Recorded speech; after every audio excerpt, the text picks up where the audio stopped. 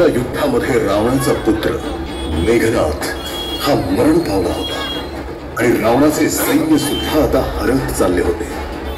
याच वेळेस रावणाला आपल्या मानलेल्या आणि पाताळामध्ये राहत असलेल्या भावाचे म्हणजेच अहिरावणाचे स्मरण झाले। आपल्या मायावी शक्तीने प्रभू श्रीराम आणि लक्ष्मणाला कैद करून संपवून टाकावे अशी आशा धरून रावणाने त्याला पाचारण केले।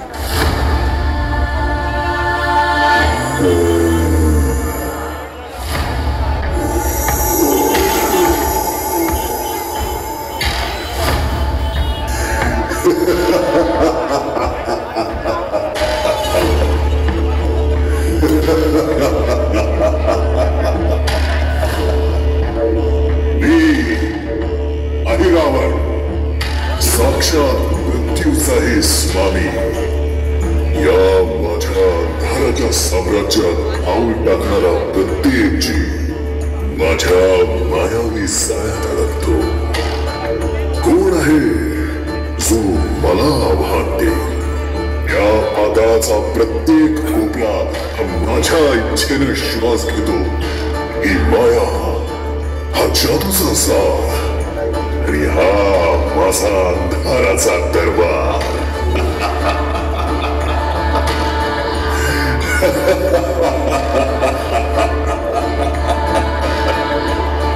अहिरावण हा मोठा तांत्रिक, मायावी आणि शक्तिशाली राक्षस होता।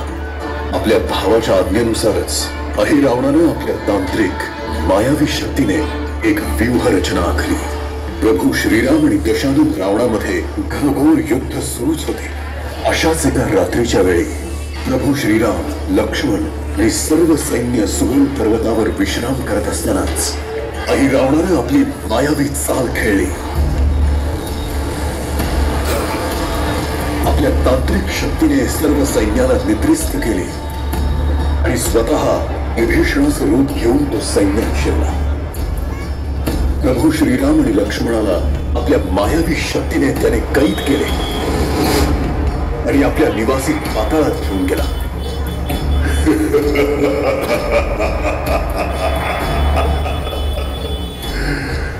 हा अयोध्येचा राजा आणि त्याचा शूर बंधू शेवटी माझ्या मायावी पाशात अडकलेच। धर्माचे हे दीप आता माझ्या अंधारात विझणार। आता हे दोन्ही वीर माझ्या देवी महामायेच्या चरणी अर्पण होतील। त्यांचा रक्त सिंधू तिच्या पाद पद्मांना अभिषेक करेल। राम, तुझ्या धनुष्याचे बाण माझ्या अंधकाराला भेदू शकले नाहीत। आता तुम्ही दोघं पाताळाच्या काळोखात आपला श्वास गमवा।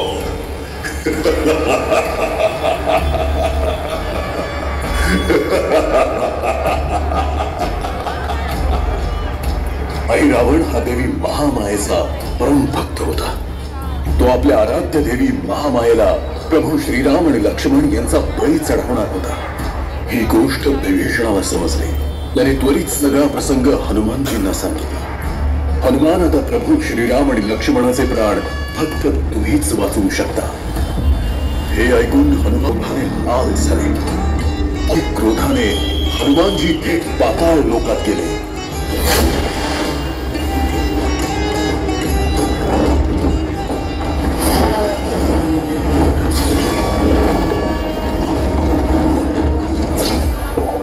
पाताळात गेल्यावर मंदिरात जाऊन त्यांनी महामाया देवीचे स्मरण केले।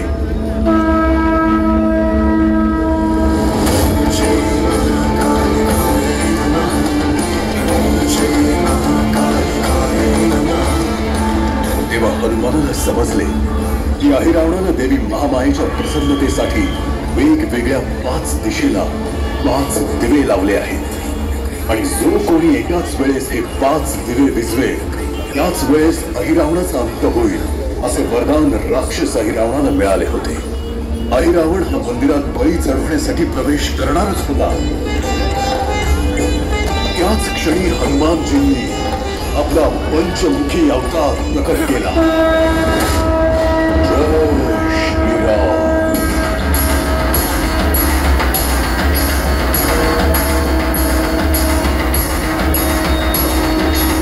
जय श्रीराम।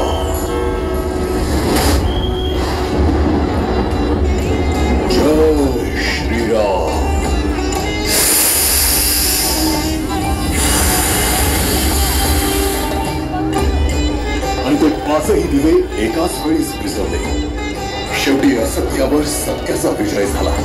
अहिरावणाचा अंत करून आपल्या प्रभू श्रीराम आणि लक्ष्मणाला या सैतानाच्या बंधनातून हनुमानजींनी मुक्त केले.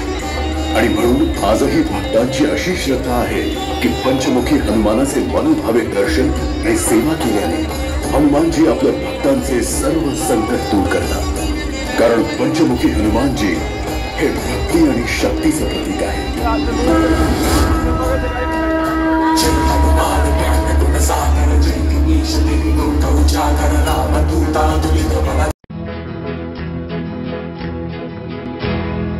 मौज मजा मस्ती मध्ये रमते मन, निसर्गात नंदनवन साई बन.